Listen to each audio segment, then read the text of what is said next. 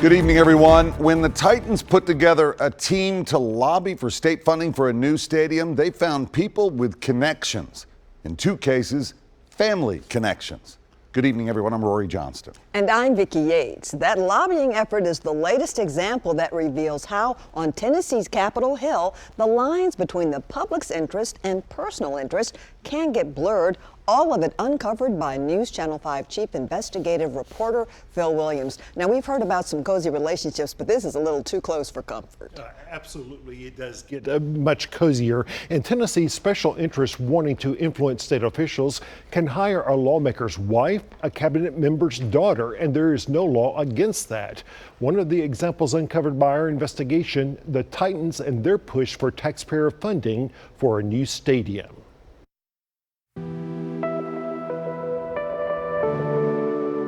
This is huge news. I mean, guys, this is nearly as big as the team announcing they're coming here. I mean, you're getting the Super Bowl if you build the Dome Stadium. And that's Super Bowl, Final Four, college football, Final Four. For the Tennessee Titans, a feature in Nashville calls for a new stadium, a stadium to replace the aging structure that opened almost 23 years ago.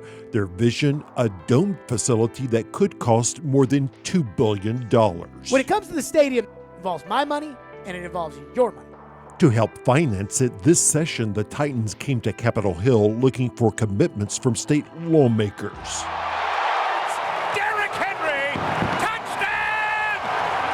And just like putting together a team on the field, the organization put together a team of 15 lobbyists to help them move the legislative ball across the goal line. Among their lobbyists, the wife of the powerful chairman of the Senate Finance Committee and the daughter of the state's commissioner of tourist development. Situations like this can further erode faith and confidence in government. Aaron Sherb works with the nonpartisan watchdog group Common Cause. He worries about such relationships. Certainly, nepotism or kind of this form of nepotism, if not always illegal, certainly looks and smells bad to the public. Welcome to Senate Finance. In the case of the chairman of the Senate Finance Committee, Bo Watson holds one of the most powerful positions in the state Senate, with any legislation that involves state money forced to pass through his committee, including the Titans legislation. So how does Senator Watson handle the conflicts between the public's business and his wife's business? We put in a request for Senator Watson to sit down to discuss those questions. Then we waited.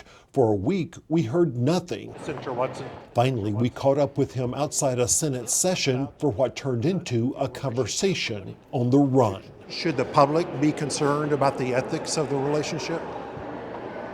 No. Why not? There are rules in place for our kind of relationship, and I follow all of them. Do you recuse yourself from legislation that she's lobbying? The law, well, she doesn't lobby me, first of all, and the law doesn't require that. In fact, a wedding announcement published in the New York Times describes how Nicole Osborne and Bo Watson met on her first day of work at a lobbying job, that it was love at first sight. State records showed the year before they got married, she had just 3 clients. Right before their wedding, she got hired by a big lobbying firm with a roster full of big-name companies. Her client base has increased substantially since the marriage. Is that a coincidence? I don't know anything about that. I don't know who her clients are.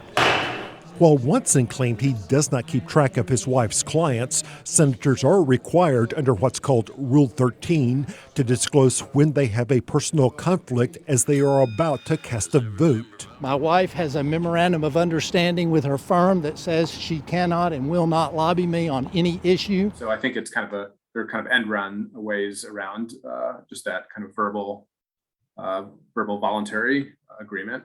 Aaron Sherb says even if the senator's wife does not personally lobby him, people know the connection when she comes calling, as do the clients who pay her. So even if this significant other was not lobbying him directly, there's certainly plenty of other ways that lobbyists can get influence over a sitting state legislator, even if not directly lobbying. Do you stand to benefit from the relationship and from the lobbying relationships?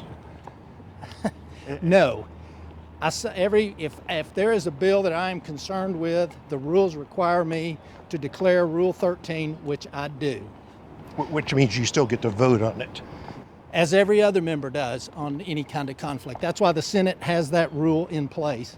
But when we checked Watson's votes on the Titans legislation, we found no time that he publicly disclosed the conflict. Tourism's about stimulating our economy. Then there's the Commissioner of Tourist Development, Mark Ezel, whose daughter went from being a school teacher to getting hired to lobby for a host of tourism-related companies.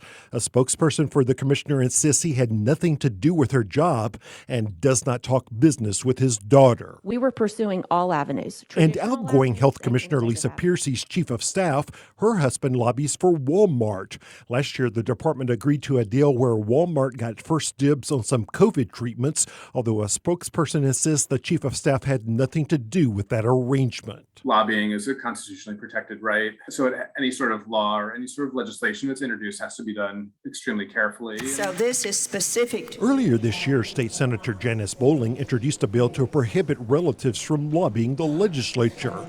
2 weeks later, Bowling suddenly withdrew that bill. That was a request that it was not an appropriate piece of legislation. Was that a request from leadership? That happened a long time ago. You know that I have to disclose all of this information. As for Senator Watson, he insists there's no problem with his wife getting paid by special interests as long as he discloses it. Some ethics watchdogs say that it still presents a conflict of interest. Well, I disagree. I follow the rules of the Senate. I'm chairman of the Rules Committee. I follow the rules of the Senate. Seeing none, without objection, we're adjourned. And get this, even if Senator Watson's wife were getting paid to lobby him, there's apparently no law in Tennessee against that. Many years ago, there was a Democrat Speaker of the House whose wife was a powerful lobbyist.